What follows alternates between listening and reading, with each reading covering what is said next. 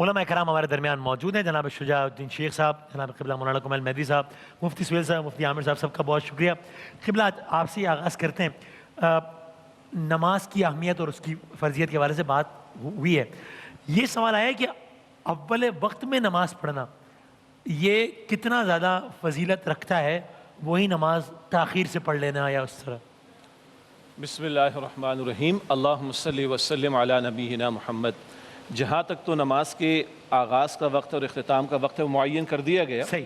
البتہ سوال یہ ہے کہ جو اول وقت میں نماز پڑھنے کا معاملہ ہے وہ کیا زیادہ افضل ہے اس کو مؤخر کرنے کے اعتبار سے۔ اس میں ایک نقطہ اور بھی شامل کیا جائے گا کہ جماعت کے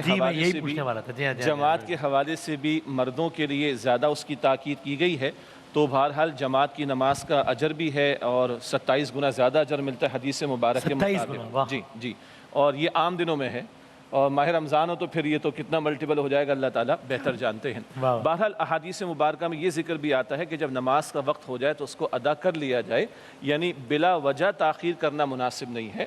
کبھی کوئی مشکل پیش آ گئی، کوئی مسئلہ پیش آ گیا، کوئی ارجنسی کا معاملہ ہو گیا، کوئی خاص کیفیت ایسی آ گئی کہ انسان کو تھوڑا مؤخر کرنے کا معاملہ پیش آ جائے تو پھر بھی ادا تو کرنی ہے وقت کے اندر، لیکن اول وقت میں ادا کر لینا اور پھر باجماعت نماز جس کا وقت معین کر دیا جاتا ہے اس وقت پر ادا کرنا وہ زیادہ پسندیدہ ہے۔ اور ایک اور بات بھی ہے نا، جب وقت داخل ہو گیا ہے نماز کی فرضیت بھی ہے، کوئی بھروسہ ہے زندگی کا، صحیح، واہ واہ، اس اعتبار سے بھی توجہ رہے۔ بالکل ٹھیک ہے۔ مفتی عامر صاحب، یہ زکوٰۃ کے حوالے سے سوال ہے کہ یہ اپنے بہن بھائیوں کو، یعنی قریبی رشتہ داروں، یہاں تک کہ بہن بھائیوں کو دی جا سکتی ہے اگر وہ مطلب واقعی غریب ہوں، اس کیٹیگری میں آتے ہوں، ضرورت مندوں کی؟ بسم اللہ الرحمن الرحیم۔ زکوٰۃ فرائض اسلام میں سے ہے اور اس کے لیے باقاعدہ مصارف ذکر کیے گئے ہیں، تو اگر ضرورت مند میں بہن بھائی ہوں تو ان کو زکوٰۃ دی جا سکتی ہے۔ اچھا، فقہ حنفی کے مطابق اصول اور فروع میں زکوٰۃ نہیں دی جا سکتی۔ اصول کا مطلب یہ ہوا کہ آپ اپنے والدین، دادا دادی، پردادا۔ فروع کا مطلب یہ ہے کہ اولاد، پر پوتے پوتے۔ باقی رہا یہ کہ بہن بھائی تو ان میں دے سکتے ہیں، کزنس ان کو دے سکتے ہیں، دیگر رشتہ دار ان کو دے سکتے ہیں۔ یہی معاملہ صدقہ یا چیریٹی کا بھی ایسا ہی ہے؟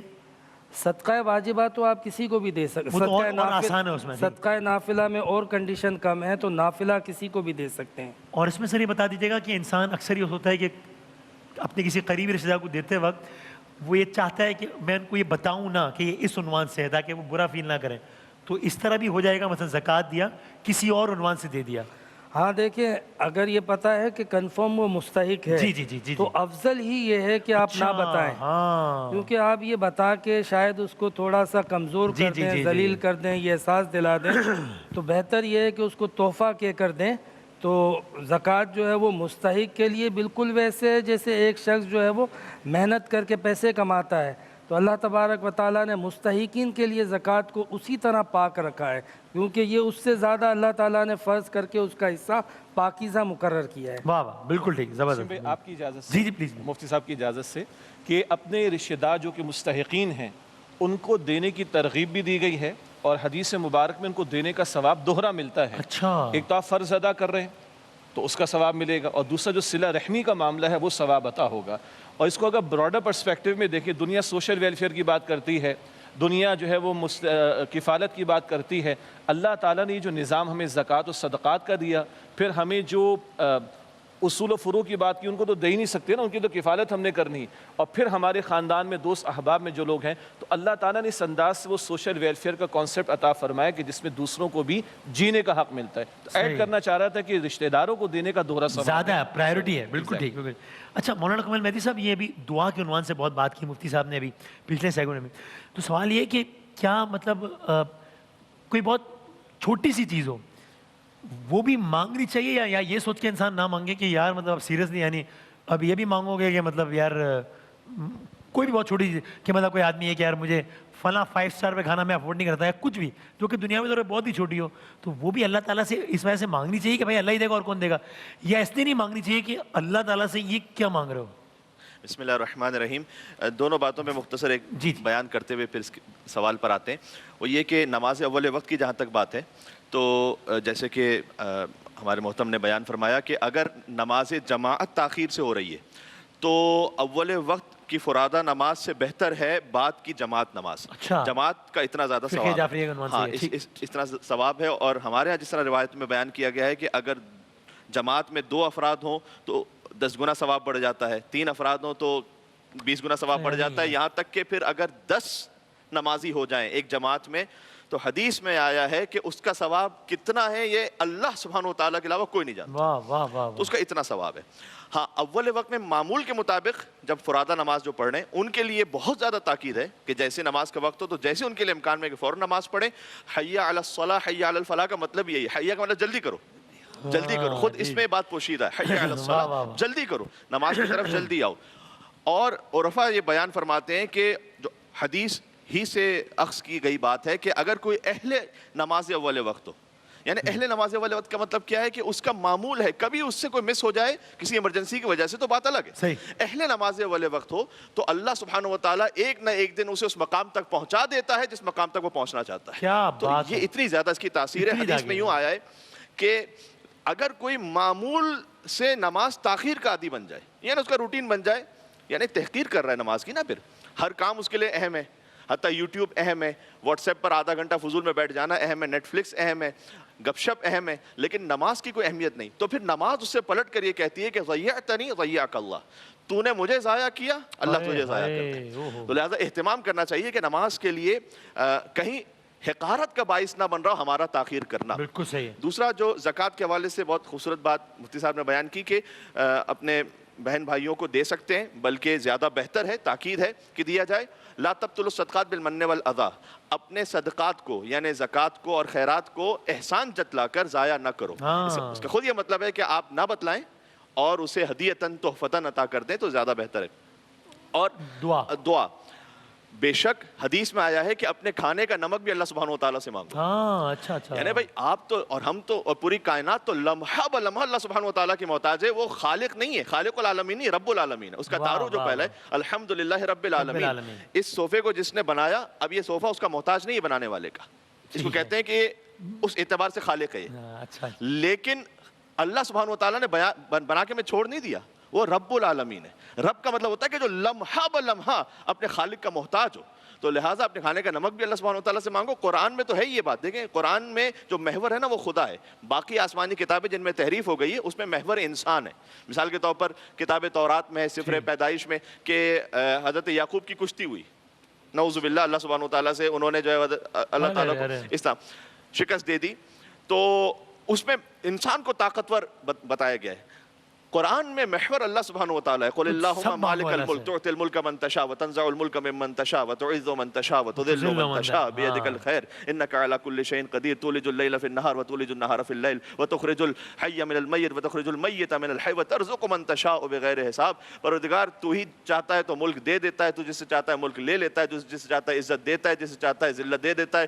تو دن کو رات میں بدل دیتا ہے, تو ہی رات کو دن میں بدل دیتا ہے, تو ہی مردے کو زندہ کر دیتا ہے, تو ہی زندے کو مردہ کر دیتا ہے, اور تو ہی بے حساب رزق عطا کرتا ہے, کچھ کو کچھ دیتا ہے, کچھ کو سب کچھ عطا کر دیتا ہے. تو ہے. تو کھانے کا نمک بھی مختصر چیز بھی ہو اللہ سے مانگو, بڑی سے بڑی چیز بھی ہو اللہ سبحانہ وتعالیٰ سے مانگو. بالکل ٹھیک ہے, بالکل صحیح. یہ مفتی صاحب ایک دو ذرا مسائل فقہی حوالے سے بتا دیں. قرآن پاک کی پڑھنے کی ہم نے بہت بات کی, تو آج کے لیے ٹچ اسکرینز وغیرہ کا اور آئی پیڈس کا اور آئی فونس کا, تو اگر اس سے دیکھ کے پڑھ رہے ہیں تو اس میں بھی طہارت کے اعتبار سے یا وضو کے اعتبار سے وہی شرائط لاگو ہوں گی جو کہ اگر آپ ویسے قرآن پاک پڑھ رہے ہیں تو لاگو ہونے؟ پہلے تو یہ بتا دیں. دیکھیں اس کا بالکل مختصر میں جواب یہ دوں گا کہ جو سیل فونز ہوتے ہیں اور اس میں جو ایپ آپ نے سیو کی ہوئی ہوتی ہے, ڈاؤن لوڈ کی ہوئی ہوتی ہے, وہ قرآن کے حکم میں نہیں ہوتی. ٹھیک ہے نا, صحیح ہے. اب آپ نے سیل فون یا ٹیبلٹ آپ کے ہاتھ میں ہے, آپ نے اسے آن کیا, قرآن شریف آپ نے پڑھا, تو اس میں وضو کرنے کی ضرورت نہیں ہے. ہاں اگر چاہے ادباً وضو کر لے تو اچھی بات ہے, لیکن نہیں کیا تو وہ پڑھ سکتا ہے کیونکہ وہ قرآن کے حکم میں نہیں. اسی لیے آپ نے ایپ کو ہٹا دیا, اب آپ کسی سے بات کر رہے ہیں یا موبائل آپ کی جیب میں ہے تو وہ قرآن کے حکم میں نہیں ہوگا. آپ واش روم بھی جاتے ہیں, بعض اوقات باتھ روم بھی جاتے ہیں, تو کوئی اس میں مسئلہ نہیں ہے. اچھا ایک بات میں قرآن کے حوالے سے اور بھی کہوں گا کہ قرآن جو کل آپ نے سوال بھی پوچھا تھا, قرآن کو جو پڑھنا چھوڑتا ہے, قرآن کا حق ادا نہیں کرتا, روز قیامت محجورہ, یہ باقاعدہ شکایت کرے گا کہ مولا ان لوگوں نے مجھے چھوڑ دیا تھا. اچھا دوسری بات میں شجاع صاحب سے اجازت لوں گا, آپ نے نماز کے ٹائمنگ کے متعلق جو پوچھا نا، دیکھیں نماز اپنے اوقات میں فرض ہے، بالکل صحیح اس میں جو گراؤنڈ کے مطابق جواب دیا، لیکن احادیث کریمہ میں کچھ اشاریے ہمیں ملتے ہیں، جیسے فجر کی نماز کچھ تاخیر سے پڑھنی چاہیے، اچھا ظہر کی نماز گرمیوں میں تاخیر اور سردیوں میں تھوڑا جلدی پڑھنی چاہیے، عصر میں تعجیل کرنی چاہیے، مغرب میں تعجیل کرنی چاہیے، اور عشاء میں مشہور حدیث ہے کہ ایک تہائی رات میں پڑھنی چاہیے۔ لیکن یہ ان کے لیے ہے کہ جہاں پر سب کے سب نمازی پرہیزگار ہوں اور اللہ کی رضا حاصل کرنے کے لیے ہوں۔ اب آسانی یہ ہے کہ بھائی جب جماعت ہو رہی ہے تو شرافت سے پڑھ لو۔ جی صحیح ہے، جی اس میں ایک بات اور بھی بتا دیجیے، تصاویر نماز پڑھتے وقت کوئی ایسی ٹی شرٹ پہنی ہوئی جس میں تصویر ہے، یا کسی ایسے کمرے میں جہاں پر کوئی تصویر ہے، تو فقہ حنفی کے مطابق یہ نماز ہو سکتی ہے یا نہیں ہو سکتی؟ دیکھیں اگر واضح تصویر والی شرٹ آپ نے پہنی ہوئی ہے، کسی جانور کی، جاندار کی تصویر ہے یا انسان کی، تو اس کو پہنتے وقت یعنی پہنی ہوئی ہے، آپ نے نماز پڑھی، آپ کی نماز نہیں ہوگی، اچھا آپ کو دوبارہ لوٹانی ہوگی۔ اچھا اسی طریقے سے کمرے میں اگر تصاویر آویزہ ہیں، ٹھیک ہے نا، تو اس صورت میں بھی نماز مکروہ ہوگی، واجب الاعادہ ہوگی، ٹھیک ہے۔ اچھا اسی طریقے سے اگر زمین پر تصویریں پڑی ہوئی ہیں اور جائے ذلت پر ہیں، زمین پر ہیں، جائے سجدہ پر نہیں ہیں، آس پاس پڑی ہوئی ہیں، تو تب نماز ہو جائے گی، اس میں کوئی حرج نہیں ہے۔ ٹھیک ہے، بالکل۔ مفتی عامر صاحب اسی طرح مرر کے سامنے نماز ہو جاتی ہے، سامنے اپنا عکس نظر ہو جاتی ہے نماز، اس میں کوئی ایسا حرج نہیں؟ اچھا ٹیلی ویژن ہے جو کہ آن ہے تو اس سے کنسنٹریشن ڈائیورٹ ہو رہی ہے، تو اس اعتبار سے بہتر تو ہوگا، لیکن ویسے فقہی طور پہ مسئلہ ہے؟ جی ہاں، مکروہ تحریمی ہوتی ہے۔ فقہا نے بہت ساری صورتیں لکھی ہیں، چونکہ اس وقت ٹیلی فون نہیں تھا، ٹیلی ویژن نہیں تھا، لیکن اگر ایک شخص بھی آپ کی طرف پیٹ کر کے نہیں فیس کر کے بیٹھا ہے تو پھر آپ کی کنسنٹریشن ڈسٹرب ہو رہی ہے، نماز مکروہ ہو رہی ہے۔ اور اگر کوئی نماز پڑھ رہا ہے فقہ حنفی کے اعتبار سے، تو سامنے سے اگر کوئی شخص گزر جائے تو اس شخص کا یہ عمل کرنا کیسا ہے، اور اس کی نماز پہ کوئی اثر پڑے گا یا نہیں؟ نماز پہ شاید اس کی تھوڑی سی توجہ میں شاید خلل آ بھی جائے، لیکن بہرحال اس کی نماز کا اس گزرنے کا ذمہ دار نمازی نہیں ہے۔ ٹھیک ہے، گزرنے والے کو سخت منع ہے کہ بندہ جب مجھ سے کنیکٹ ہے، مجھ سے رابطے میں ہے، تو تم بیچ میں کیوں خلل ڈال رہے ہو؟ مطلب ہم بھی آپس میں اگر دو افراد بات کر رہے ہوں تو تیسرے کی مداخلت کو ہم ایک غیر اخلاقی تصور کرتے ہیں، تو جب بندہ رب سے کنیکٹ ہو اور اس سے ہم کلام ہو تو ایسے موقع پر جو ہے وہ بیچ سے گزرنا یہ بے ادبی ہے۔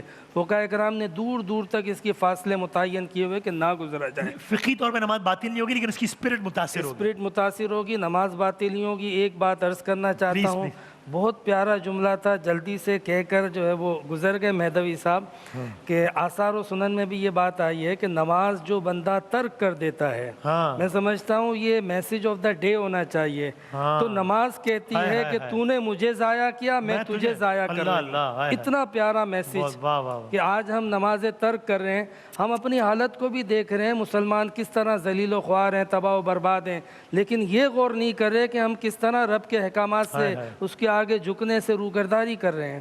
کیا کہنا ہے شجاع صاحب؟ آنکھیں کوئکلی ذرا، یہ کسی اس کے ریلیٹڈ ٹاپک تہمت سے ہے، ہم نے کل اس پہ بات بھی کی تھی سارے کے دسترخوان میں، آپ نہیں تھے، لیکن سوال یہ ہے کہ کسی کو کسی کے بارے میں بدظن کر دینا، تہمت تو یہ نا کہ ایک چیز ایگزسٹ ہی نہ کرتی اور جھوٹا الزام لگا ہے، اس میں نہیں، وہ چیز بندے میں ایگزسٹ بھی کرتی ہے۔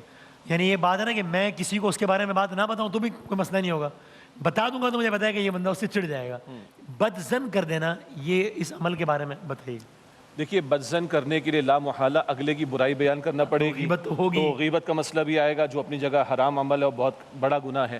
دوسری بات یہ ہے کہ جب میں کسی کو کسی کے حوالے سے بدظنی میں مبتلا کر رہا ہوں تو اس کو بھی کسی گناہ پر لگا رہا ہوں کہ وہ اس کے دل میں کوئی حسد پیدا ہو جائے، اس کے دل میں اگلے کے لیے کوئی غلط تصور آ جائے اور پھر وہ آگے اس کے بارے میں کچھ، یعنی یہ ملٹیپل ہوتا چلا جائے گا معاملہ، یعنی یہ آبرو سے کھیلنے کی بات بھی آئے گی۔ اور حجۃ الوداع کے موقع پہ اللہ کے پیغمبر علیہ السلام نے فرمایا کہ جس طرح یہ عرفہ کا دن، ذی الحجہ کا مہینہ اور یہ مقام مقدس محترم ہے، اسی طرح تم پر ایک دوسرے کی جان اور مال اور آبرو حرام ہے۔ تو گویا بدظنی میں مبتلا کرنا لا محالہ بندہ کسی کی بے آبرو کسی کو بے آبرو ہی کر رہا ہوگا اور کسی کی آبرو سے کھیلنے کا معاملہ یہ گویا کہ حرام کام میں مبتلا ہونے کے مترادف ہے۔ بالکل ٹھیک، بالکل صحیح، ٹھیک ہو گیا۔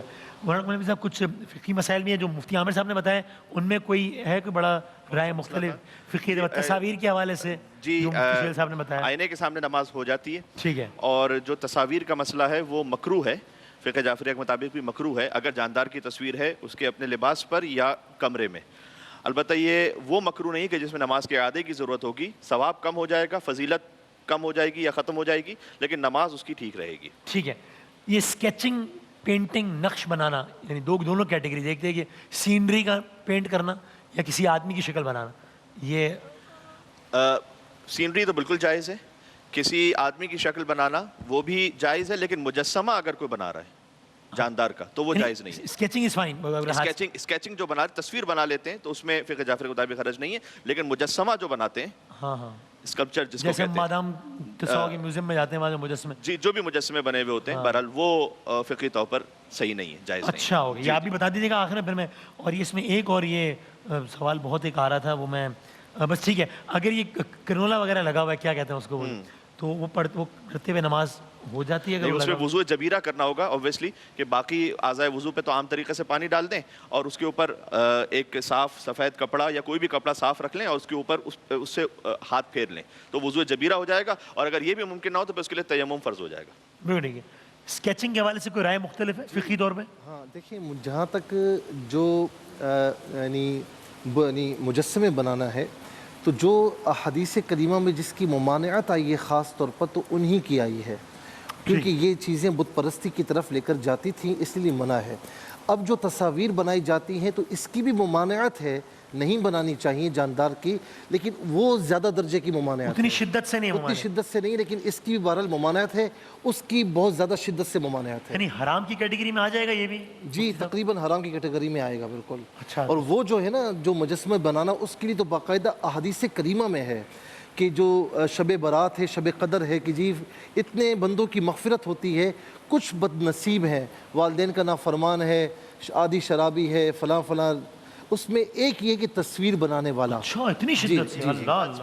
میں اپنی معلومات کے لیے تو یہ جو تصویر بنانا تو اس میں جو نوٹوں پر تصویر ہوتی ہے اس میں جی یہ اس حکم میں نہیں ہے، کیونکہ اس میں ہمارا اختیار نہیں ہے، اور وہ نوٹ اگر جیب میں رکھے ہوئے ہوں تو نماز بھی ہو جائے گی، اس میں کوئی شرعی قباحت نہیں ہوگی۔ اصل میں مفتی صاحب نے جو بات ذکر کی نا، وہ اصل حکم وہی ہے جو مورتی بناتے ہیں، اس کی مشابہت سے بچنے کے لیے احتیاطی حکم تھا۔ احتیاطی حکم ہمارے یہاں بھی تصویر کا ہی ہے، لے کر جائے تو اس سے بچنا چاہیے۔ احتیاطی حکم ہمارے یہاں بھی تصویر کا احتیاطی حکم تو یہی ہے، لیکن فقہی طور پہ حرام کی کیٹیگری میں نہیں ہے احتیاطی حکم تو یہی ہے، اور اس لیے کہ جو قدیم فقہا تھے وہ اس کو حرام بھی سمجھتے تھے، اس وقت کے فقہا نے اس پر اجتہاد کرتے ہوئے یہ کہا ہے کہ وہ مجسمے والی کیفیت میں یہ نہیں آتا، لہذا جائز ہے، تو جو قدیم فقہا تھے اس کو حرام سمجھتے تھے، اور احتیاطی حکم تو وہی ہے۔